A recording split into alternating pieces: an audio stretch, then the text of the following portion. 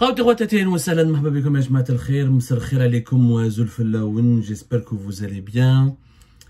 L'année 2024 commence par un dossier hyper dangereux pour l'Algérie, pour sa stabilité, pour sa sécurité nationale et pour ses intérêts suprêmes. C'est le dossier malien dans lequel l'Algérie, les dirigeants actuels, pas l'Algérie, parce que l'Algérie s'est toujours bien comportée avec le Mali. L'Algérie, durant toute son histoire, depuis l'indépendance jusqu'à la chute du régime de Bouteflika, a toujours eu un comportement exemplaire, elle a toujours joui d'une crédibilité et d'un grand respect auprès des Maliennes et des Maliens, que ce soit et auprès de leurs dirigeants militaires aussi. Aujourd'hui, nous assistons à une grave crise. Une grave crise. Et la grave crise, cette grave crise, il n'y a plus d'ambassadeur algérien à Bamako depuis la fin décembre 2023. Il n'y a plus d'ambassadeur malien à Alger depuis la fin décembre 2023. Le Mali s'est rapproché beaucoup du Maroc. Le Mali s'appuie essentiellement sur la Russie. Et le Mali a tourné le dos à l'Algérie. Et le Mali ne veut plus de la médiation de l'Algérie. Il y a beaucoup de malentendus. Il y a eu des maladresses énormes qui ont été commises par l'Algérie, par les dirigeants algériens. Le système Tebboune, notamment cette invitation à l'imam Mahmoud Dekou. Ce qui s'est passé avec Mahmoud Dekou le 19 décembre dernier et comment on lui a déroulé le tapis rouge alors qu'il s'agit d'un imam salafiste, principal opposant aux autorités de transition actuelles au Mali, un personnage sulfureux, controversé, qui a des liens avec des groupes armés terroristes et qui a des opinions, certaines opinions très troublantes sur le djihad, le salafisme. Ça a été une erreur absolue dans face à laquelle l'Algérie doit absolument rectifier. Et je pense qu'aujourd'hui, je vais proposer une solution. Moi, j'appelle M. Abdelmajid Tebboune, le président Tana, algérien. Il doit absolument inviter Assimi Goïta. Il faut que l'Algérie lance une invitation officielle à Assimi Goïta, le président intérimaire du Mali, pour qu'il vienne à Alger. Pourquoi ne pas l'accueillir à Tamanrasset? Pourquoi ne pas l'accueillir à Ouargla, dans une grande ville du sud algérien? Pourquoi pas? Pour lui démontrer l'attachement de l'Algérie au Sahel et à l'Afrique subsaharienne et sa profondeur stratégique.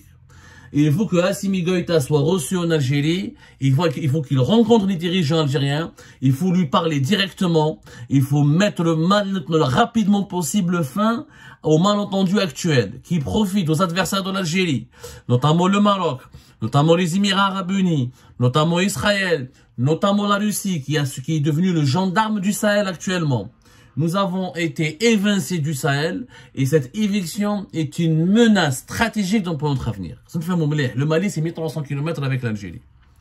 Il y a un minimum 1 million de Touareg dans les deux pays, entre le Mali et l'Algérie. Dans la moitié de ces Touareg, de ces 1 million, ont l'habitude de circuler librement entre les deux pays et ils ont des attaches familiales avec l'Algérie comme avec le Mali, notamment dans la région du Nord. La paix au Mali, c'est la paix au sud de l'Algérie. La guerre au Mali, l'instabilité du Mali, la propagation des groupes armés, l'élargissement des activités des groupes terroristes armés au nord du Mali est une menace directe contre la stabilité du sud de l'Algérie.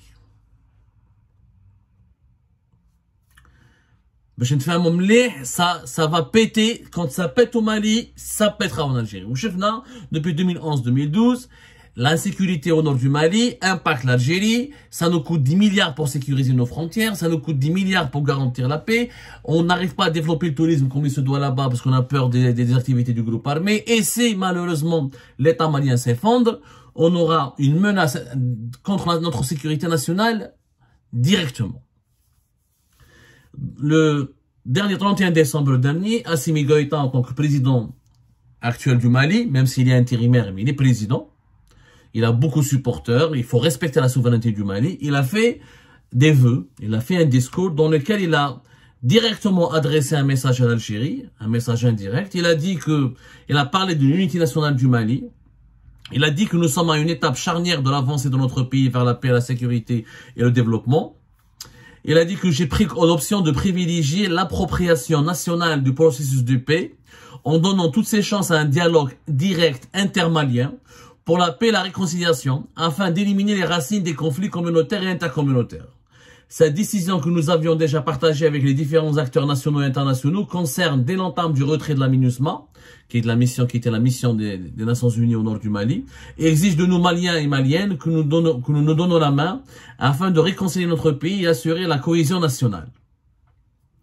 Une appropriation nationale du processus de paix et un dialogue intermalien. Assimi Goïta, il dit à l'Algérie, c'est fini. On ne veut plus de la médiation de l'Algérie. Et l'accord d'Alger de 2015, qui devait assurer la paix entre une dizaine de groupes armés rebelles Touareg et l'État malien ne le reconnaît plus. Le Mali a repris son territoire et avec l'appui militaire de la Russie, il a conquis le 14 novembre 2023 la ville de Kidal, la grande ville Tergui du Nord, qui a échappé au contrôle de l'armée malienne depuis 2012-2013. Il a fait des avancées significatives dans le nord du pays. Il veut contrôler le pays militairement et ensuite il veut faire un dialogue national sous la coupe des autorités maliennes, avec un dialogue intermalien, sans que l'Algérie ne joue le rôle du parrain. Le parrainage de l'Algérie n'est plus souhaité par les autorités maliennes actuelles.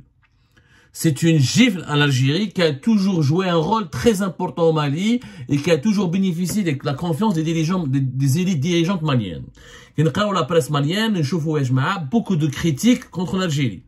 Les intellectuels maliens ont beaucoup de critiques contre l'Algérie. Par exemple, le journaliste malien Malik Konaté, il dit que l'application de l'Algérie dans le processus de paix au Mali n'est pas désintéressée. Alger est le médiateur principal sur la question touareg au Mali depuis plus de 50 ans. Et ce n'est pas un hasard. L'ancien ministre malien de la Justice, Mamadou Ismail Konaté. Les liens sont culturels, sécuritaires, mais également économiques. L'Algérie est un fournisseur essentiel des denrées alimentaires dans le nord, tout le nord du Mali. Mais ces intellectuels et ces anciens ministres maliens et ces journalistes maliens ne comprennent pas l'attitude de l'Algérie face aux efforts de l'armée malienne pour reconquérir leur territoire. La reprise de Kidal a marqué la mort de l'accord d'Alger, analyse Malik Konaté. Le pouvoir malien ne fait plus de différence entre les groupes signataires et les terroristes, contrairement à l'Algérie, qui maintient sa distinction et conserve des liens de proximité avec les rebelles. Cette différence d'appréciation génère forcément des frictions. D'autant plus que plusieurs représentants de ces groupes qui ont fui face à l'armée malienne se sont réfugiés à Alger. On parle donc la réception organisée à l'honneur de l'imam Mahmoud Dekou le 19 décembre dernier, c'était la goutte d'eau qui a fait déborder le vase.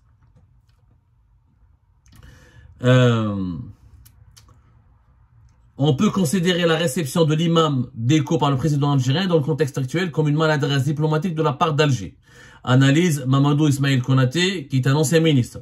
Mais de leur côté, les autorités maliennes ont surréagi en accusant leurs voisins d'ingérence, alors que les deux pays ont toujours travaillé de concert sur les plans économiques comme militaires. Jamais la relation entre l'Algérie et le Mali ne s'est retrouvée dans pareille impasse. C'est un contentieux inédit dont il faut absolument sortir. Si c'est vraiment l'accord d'Alger qui pose problème, alors les autorités maliennes doivent arrêter de le voyer et en sortir officiellement. Mais ce n'est pas en évince en Algérie que Bamako rétablira un climat propice à des négociations sur la question touareg. Ceci dit, je fais remarquer que définitivement les autorités maliennes ont décidé d'enterrer l'accord d'Alger. Ils ne comprennent pas, ils n'acceptent pas que l'Algérie accueille des rebelles. Plus que des rebelles, il y a même certains groupes terroristes classés par la communauté internationale comme des terroristes, qui met Iyadra Ali Hadek, qui l'Algérie est accusée officiellement de l'héberger, de le protéger. L'Algérie avait démenti en 2013, en 2014, mais elle ne s'est plus jamais exprimée sur ce sujet depuis 2022 et 2023. Je parle de Iyad Agrali, qui est le principal responsable du groupe de soutien à l'islam et aux musulmans, affilié à Al-Qaïda, et qui lutte contre un autre groupe armé qui est la branche armée au Sahel de l'État islamique. C'est des accusations très graves, il y a des soupçons, il y a des doutes, il n'y a plus de confiance, il n'y a plus d'accord, il n'y a plus de harmonie dans la vision. Les Maliens, les dirigeants maliens avec le soutien militaire et politique et financier de la Russie ne sont plus d'accord avec l'accord d'Alger, ils ne sont plus d'accord pour se laisser faire face au groupe terroriste. Je les comprends, moi personnellement je les comprends. Je respecte, le dogme de la diplomatie algérienne, c'est le respect de la souveraineté des pays, notamment des pays voisins. Si les autorités maliennes ont décidé d'en finir avec les groupes armés, de désarmer les groupes qui sont présents sur le territoire, c'est noble de leur part. C'est un principe politique que normalement tout le monde peut comprendre. Nous, en Algérie, on n'aurait jamais accepté que des groupes armés soient présents sur notre territoire. Même si l'histoire de l'Algérie et l'histoire du Mali elle est totalement différente, aujourd'hui il y a un État malien qui est fort, qui a encore une fois le soutien d'une grande puissance qui est la Russie, et qui veut donc régler ce problème avec les armes. Elle n'est pas contre le dialogue, elle est contre le dialogue avec certains terroristes, et elle est contre le dialogue avec des groupes qui sont encore armés et qui détiennent encore des villes entières ou des portions entières du territoire malien. Ça se comprend totalement.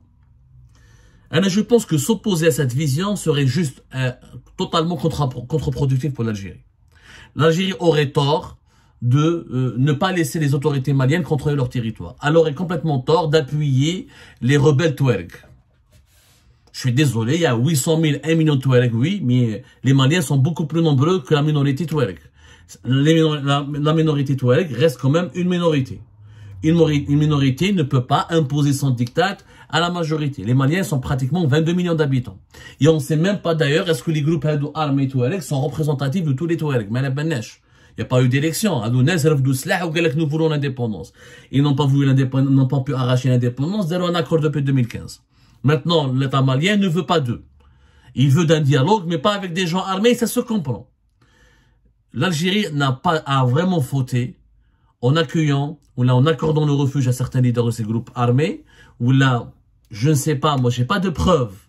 Je ne peux pas accuser sans preuve. Moi j'ai pas de preuves, mais concernant l'émir Ayed Agrali, il n'y a pas un observateur, il n'y a pas un journaliste spécialisé, il n'y a pas une source qui connaît Sahel, qui ne le donne pas comme étant un allié des autorités algériennes. Il faut que l'Algérie s'explique définitivement sur cette histoire. Définitivement. Nous avons lutté contre le terrorisme, on n'est pas là et on ne l'acceptera jamais, et même le peuple algérien ne l'acceptera pas, qu'on donne une protection à un terroriste. Maintenant, l'Algérie doit protéger ses intérêts. C'est légitime. Pour protéger ses intérêts, il faut avoir de bonnes relations avec ses voisins. Il ne faut pas laisser d'autres puissances mondiales ou la régionale nous remplacer ou la évincer, menacer nos intérêts ou la monopoliser le rapport et la relation avec le Mali. C'est exactement ce qui est en train de se passer. On est en train de laisser les Russes dominer outrageusement le Mali et remplacer la France. La France est partie, elle a laissé la place à la Russie. On laisse le Maroc, les Émirats et les autres pays se rapprocher des élites dirigeantes au Mali pour avoir une influence notable sur ce pays, alors que l'influence d'Algérie est en train de reculer. Il ne reste qu'une seule solution, c'est un dialogue franc et direct avec Assimi Goïta, la tête pensante de la junte malienne, de l'actuelle autorité de transition. Il faut dialoguer avec lui, il faut en parler avec lui, il faut trouver des solutions avec lui. Il ne faut pas l'avoir comme ennemi. L'Algérie ne peut pas et ne sera jamais, elle n'a pas pour intérêt d'être l'ennemi du Mali. L'Algérie, elle est et elle restera un grand voisin et le seul ami au Mali. Il faut absolument qu'Assimi Goïta vienne à Alger. Il n'est pas normal d'avoir honoré l'imam Déco, un salafiste dangereux qui a des connexions avec des groupes armés terroristes, et on n'a pas honoré Assimi Goïta, qui est lui-même un militaire valeureux qui se bat pour l'unité de son pays. Il faut le respecter. C'est quelqu'un qui se bat pour l'unité de son pays, pour la sécurité nationale. Ce personnage, il est plus respectable que l'imam Mahmoud Déco. Invitons Assimi Goïta. Essayons de le voir. Ou là que le Premier ministre algérien parte à Bamako. Demandons audience avec Assimi Goïta. Il faut le voir, il faut lui parler, il faut le faire raisonner, il faut se mettre d'accord sur une feuille de route. L'Algérie devrait aider militairement l'armée malienne à sécuriser le nord du Mali, parce que ça a duré trop cette histoire. Depuis 2012-2013, cette région est devenue un foyer de groupes armés, de trafiquants d'armes, de trafiquants d'êtres humains, etc. Et nous, on ne peut même pas développer le Grand Sud. Ni on peut accueillir des investisseurs là-bas, ni on peut accueillir comme on veut des touristes là-bas. Les populations locales souffrent là-bas. Le commerce interrégional souffre à cause de ces groupes armés, de cette insécurité. Et il faut en finir une fois pour toutes. Il faut qu'il y ait un Sahel apaisé. L'Algérie doit jouer ce rôle-là. Or, c'est la Russie qui est en train de pacifier ce Sahel. Et ce n'est pas normal. Et c'est vraiment pas normal.